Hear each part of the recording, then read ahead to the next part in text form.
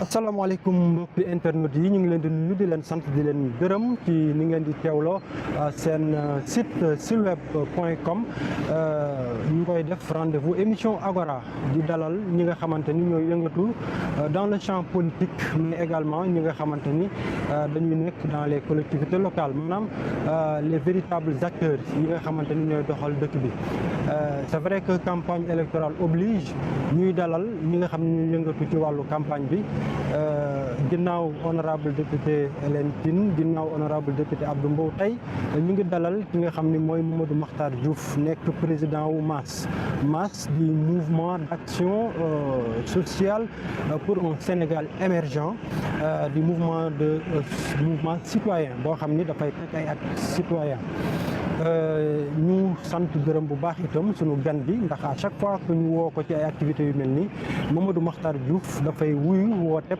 émission bii di Agora tey di am ci silweb.com asalaamaaleykum wa rahmatullah Mamadou Makhtar Diouf.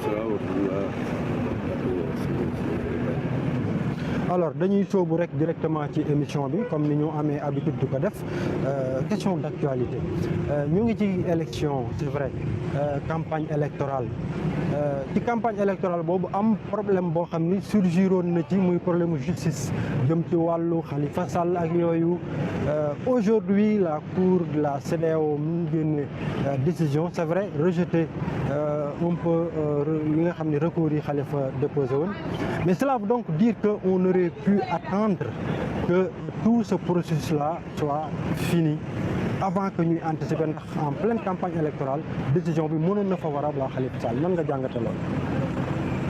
Ibrahima jërëjëf maa ngi lay sant di rafetlu question bi décision wu CEDEAO nga wax moo door a génn. yaakaar naa politique nationale dafa am politique internationale am. politique nationale dañ koy basé ci suñu institution nationale. mais xam nga ni Sénégal des élections rectifier ay convention internationale yoo xam ni dafay lier le Sénégal. waaw d'accord nañu mais lier boobu ça ne veut pas dire que ces institutions là wala ces décisions là peuvent venir s'impliquer ou bien venir s'immiscer ou bien remettre en cause fondamentalement ce que les institutions sénégalaises ont décidé ou bien ont formalisé parce que élection présidentielle du Sénégal mënul toog di xaar décision bu jógee CEDEAO wala feneen parce que dañ am timing pour respecter les échéances électorales. L'État du Sénégal ne peut pas prendre ses responsabilités le moment venu d'arrêter la liste des candidats en se basant sur ce que les institutions du pays ont clarifié ou bien ont mis en place. loolu mooy jumtukaay yi nga xam ne État Sénégal moom la am pour mun a valider les candidatures ou non. Donc je ne vois pas de raison pourquoi nga foog ne wala ngeen xalaat ne bien l'opinion pensait qu'il fallait attendre. Non, on ne pouvait pas attendre parce qu'il y a eu des échéances électorales. mais xam nga ni justice aussi am na ay doxin parce que loo xamante ni moo gën a élégant loo xam ni jeexagul même boo xoolee recours yi ñu déposé ici au Sénégal dañu anticiper date yi vraiment finalement les gens dañuy jàpp ni sax ni lii dafa am leneen lu ci dama donc loolu dafa rafetul ci gis ak dégg ak sax doxinu réew. waaw non ci dégg-dégg yi ak ci gis-gis yi la dépendre mënuma jàpp ni nga ko rafetloo wala nga ñaawloo ko noonu la ko ñëpp ñaawloo wala noonu la ko ñëpp rafetloo kenn ku nekk ak sa gis-gis ci yëf yi ñun Sénégal en tant que état bu ñu bëggee dem élection dañ am benn échéance dañuy dox boo xam ne daf ñuy permettre ñu respecter échéance boobu c'est ce que l'État a fait mënuñ lu rafetlu ko maintenant les instances internationales ils ont leur timing ils sont libres de respecter leur timing nous on ne peut pas se baser sur ce timing là pour fixer suñu échéance wala di reporter suñuy élection je pense que l'État a pris ses responsabilités et a pris ses responsabilités. yéen ñi bokk Benno Bokk Yaakaar daal gêné wu leen. non du ñun ñi bokk gënoo ñi bokk Benno Bokk Yaakaar. yaakaar naa tous les Sénégalais qui pensent que le Sénégal est souverain war nañu rafetlu loolu. beneen question d'actualité bi dafay bokk ci réaction ak sortie wu premier ministre. nekk itam koo xam ni mi ngi ci directoire de campagne bu candidat sortant le président Macky Sall. Apparemment aujourd'hui c'est le premier ministre qui parle parce que nee na am nañu 491 000 emplois yoo xam ni def nañ ko pour répondre à ceux qui disent que 500 000 emplois ngeen diggee woon ñu ne déetawaay ngeen di diggawaat leneen 1 million d'emplois. waaw à travers votre xel mën na ko nangu.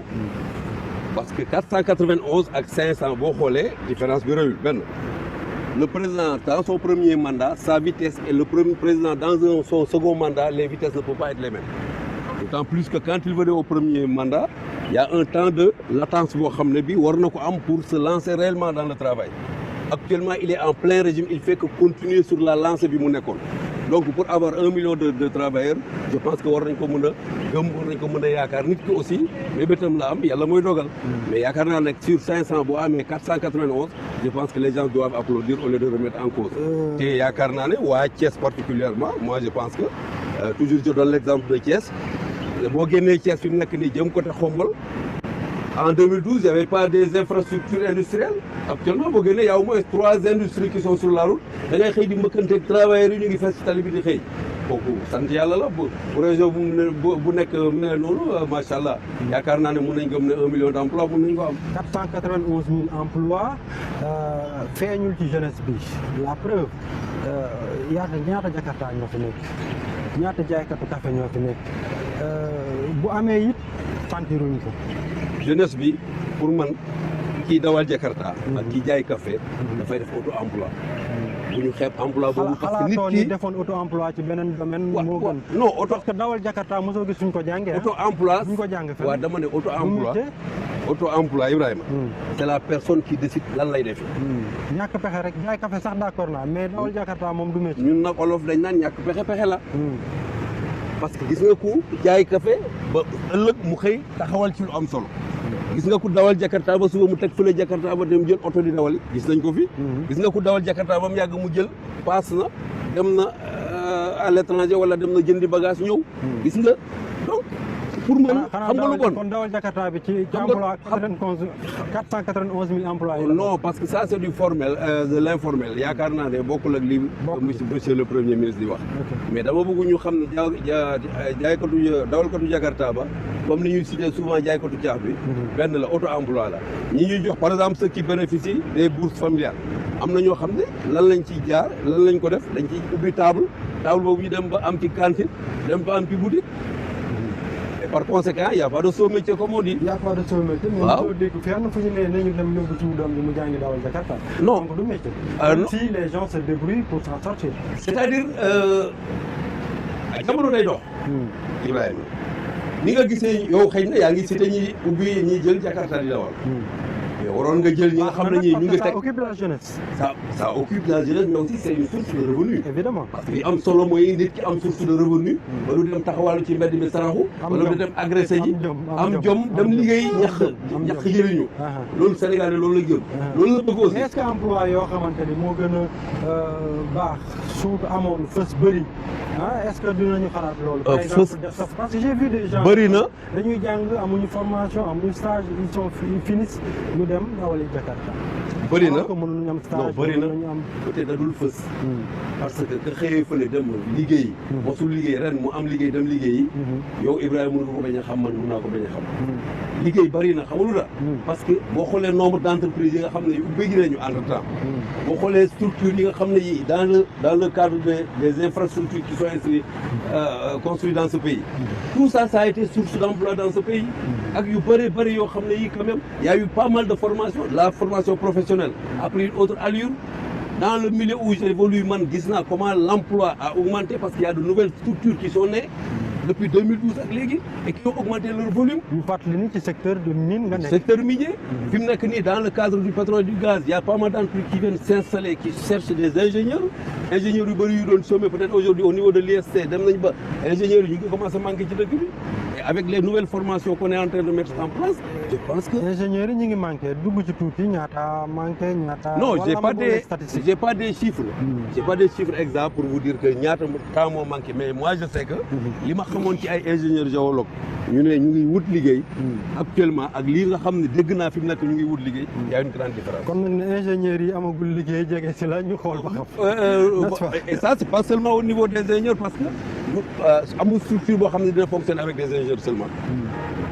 Il y a des postes subalternes, il y a des secrétaires, il y a des financiers, il y a des comptables, il y a des experts, il y a des conseillers juridiques. Loolu yëpp ça va avec les structures. Alors beneen question bi ñu fàttali ni sunu gan Mamadou Makhtar Diouf di président wu MAS mouvement d'action sociale pour un Sénégal émergent dañoo gis ni société civile léegi dafay yëkkati kàddoom lu bëri ci gestion réew mi est-ce que cela est synonyme de manque de confiance maintenant aux acteurs politiques? Par rapport à la société civile, je pense que Ibrahima, même ci campagne bi fës nañu. notre société civile a besoin d'être civilisée. Ah. Oui, c'est mon opinion sur ça. Sur la C'est-à-dire, explique-nous. La société civile, on a des problèmes pour faire la différence entre la société civile et les politiques. Ce qui s'appelle société civile aujourd'hui, demain se retrouve en politique. Et au cas où ils ne se retrouvent pas réellement en politique, ils retournent dans la société civile. On a des différences pour faire la délimitation. Et aussi une certaine société civile qui n'est pas responsable. Mais qu'est-ce que vous poussez à dire ça? Parce que leur position n'est pas favorable? Non, non, pas du tout. Parce que la société civile a tendance à tirer sur tout ce qui bouge. La société civile doit, à mon avis, avoir des positions beaucoup plus responsables, mais aussi beaucoup plus mesurées. Je vous donne un exemple. Cette semaine, j'ai entendu la société civile aller rencontrer le président Abdoulaye Wade. Pour jouer les bons offices, pour qu'il y ait la... Moi, je ne pense pas, à mon humble avis, la société civile ne devait même pas aller rencontrer le président Wade, compte tenu de la position d'Abdoulaye Wade par rapport à la situation nationale. Même pour décrocher une situation d'apaisement. On n'a pas besoin de situation d'apaisement dans cette situation avec le président Abdoulaye Wade n'est pas dans une posture où on doit aller vers lui pour lui demander quoi que ce soit. Abdoulaye Wade s'est mis en marge de la loi. Je ne vois pas comment la société civile peut prendre des décisions pour aller rencontrer soi-disant Abdoulaye Wade, pour venir rencontrer l'État ou bien rencontrer les autres candidats. Pour mettre... parce qu'Abdoulaye Wade aussi, il représente quelque chose dans ce pays. Abdoulaye Wade ne représente plus. Abdoulaye Wade, c'est un responsable de parti. am na ñoo xamante ni moom rek la ñuy déggal bu leen waxee ñu def bu leen waxee ñu bàyyi su société civile mënee dox ba li Abdoulaye Wade di wax du am conséquence est-ce que loolu rafetul? Moi, en tant que observateur et acteur de la scène politique, je dis Abdoulaye Wade ne représente plus rien dans ce pays. Pourquoi? Abdoulaye Wade, depuis qu'il a quitté le pouvoir, son parti a volé d'abord en 1000 morceaux.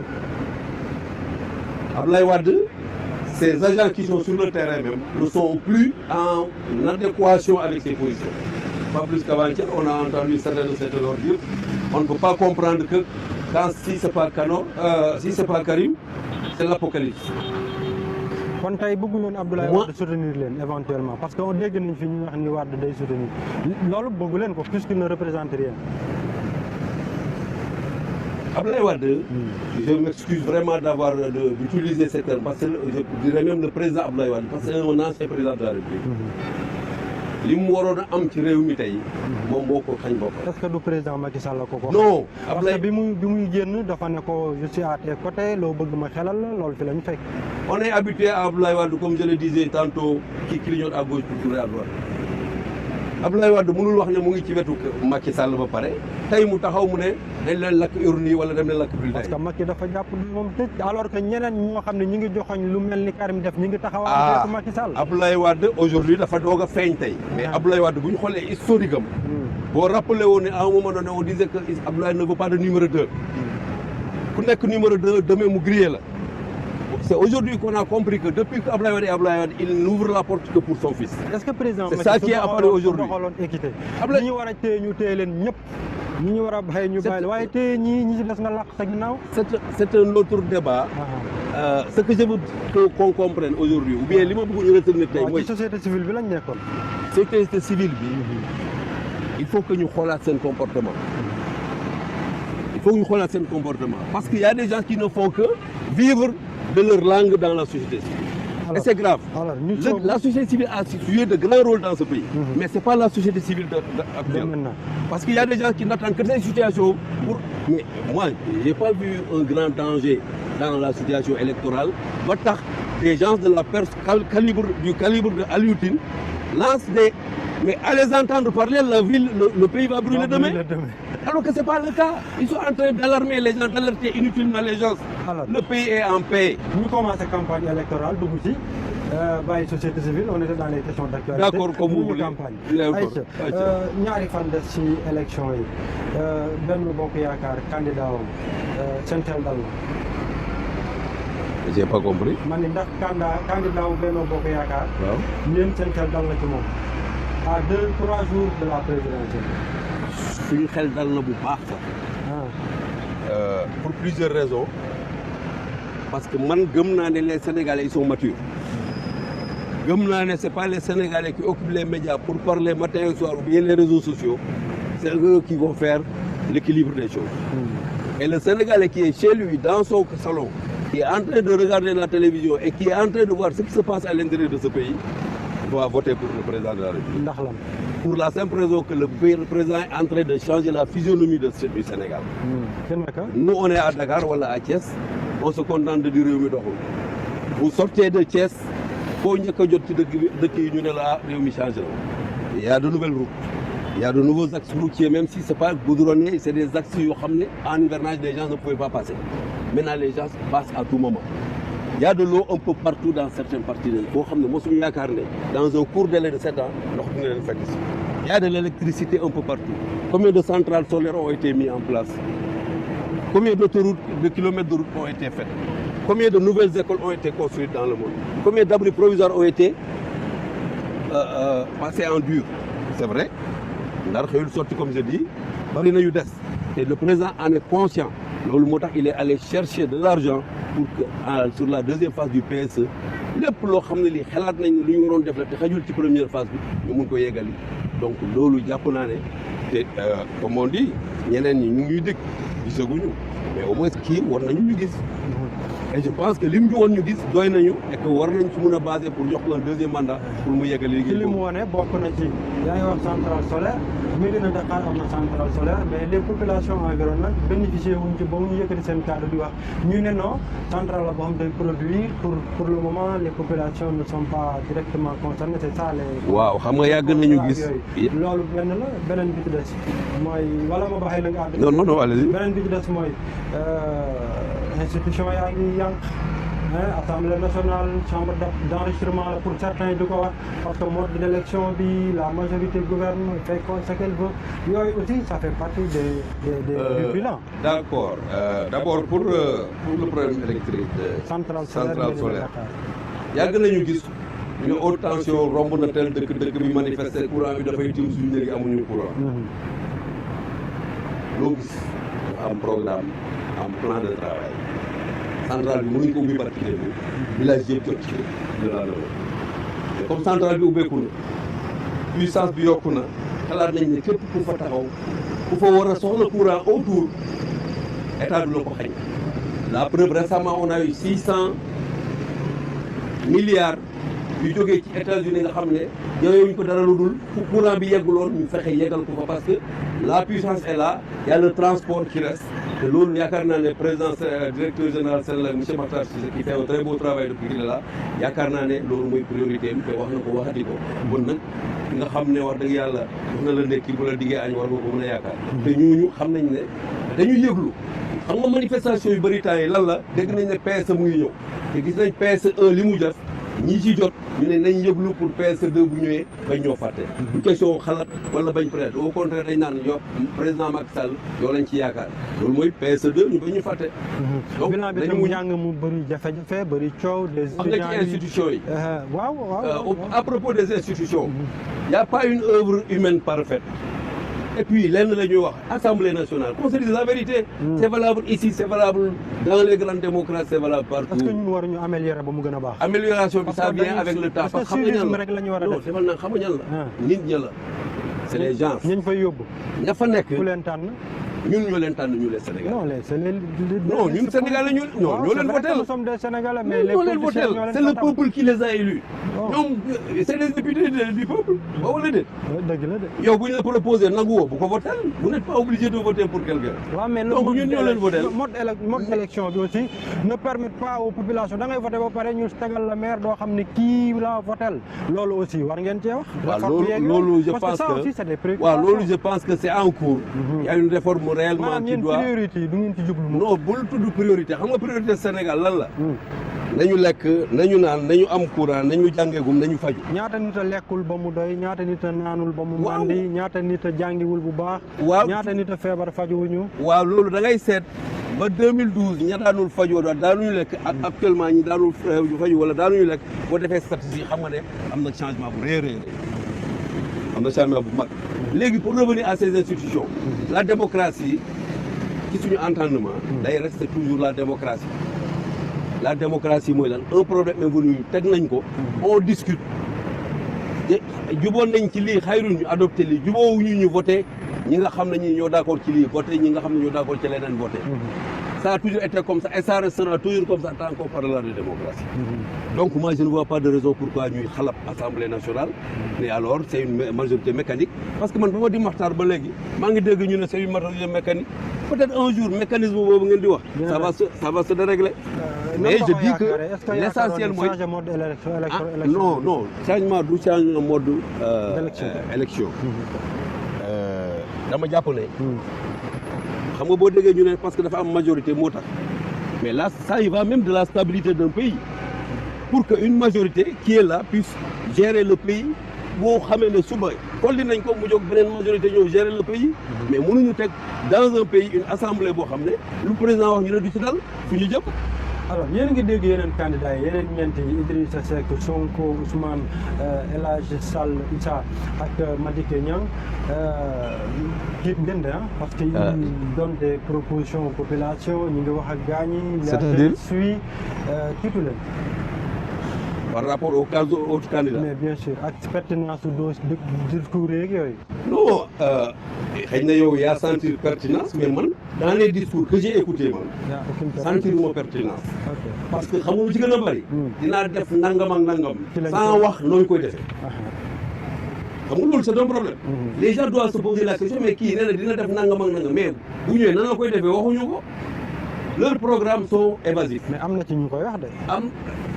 non am na ñuy wax mais dafa daf di ne ña kiy wax la ñuy wax 50% ba c'est pas cohérent kii nag suñu candidat bi différence bi ak ñoom mooy moom dafa pratiquer yëf yi xam fu mu koy jaar ba yegg ci foofu parce que def na ko defati ñu gis loolu mooy différence bi mais les autres ñii amuñ est-ce que am nañ programme sax ça pose problème c'est des gens yoo xam ne ils sont dans la lutte ils sont dans la bataille heureusement que le parrainage est venu diminuer cette cacophonie. Est-ce que le parrainage n'est pas un problème pour vous? Je pense que nous devons remercier beaucoup l'État du Sénégal, l'Assemblée nationale, le président de la République d'avoir fait voter le parrainage. N'aurait été le parrainage, je pense qu'on aurait d'énormes difficultés dans ce pays. Parce que moi j'ai vu les gens aller se faire porter candidat, c'est honteux. C'est honteux parce qu'il y a des gens, attention, président de la République, c'est pas n'importe qui.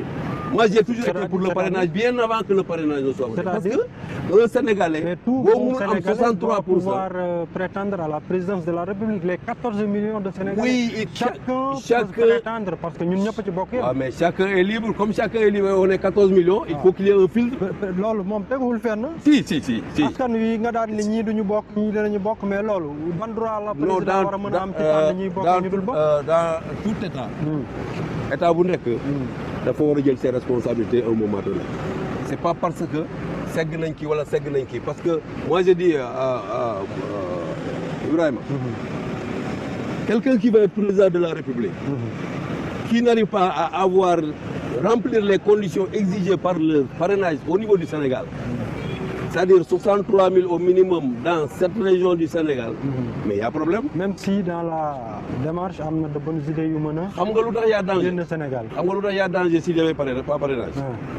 Ku am sa xaalis rek bu la neexee nga jël rek wala ku am xaalis bu la neexee nga nekk candidat. Mais ku am xam-xam aussi doo mën a ñëw yenn taay. Non boo amee xam-xam da ngay dem tëgg ko ci terrain bi pour mun a am loolu parce que xam-xam rek doyul aussi pour nga jiitu da nga war a benn base sociale pour mun a jiite réew xam-xam rek doyul pour jiite réew aussi xam-xam ba parce que quoi qu'on dise fii boo seetee Sénégal combien de fois on a fait des candidatures indépendantes ils sont jamais passés parce que c'est un système politique qui élit un président de la République ñu ngi wax alternation générationnelle d'accord on est tout à fait d'accord mais da nga koy préparer sur le terrain comme le font certains mais mënoo xëy rek parce que tu as accès à la rajo wala ñu ne am nga xam-xam tu es un ingénieur nga ne su ma damay jël Sénégal non dafa am yoon dafa am connaissance du terrain ba pare mais aussi connaissance des réalités de ce pays. yoon bi dañoo war a bokk tracé ko wala.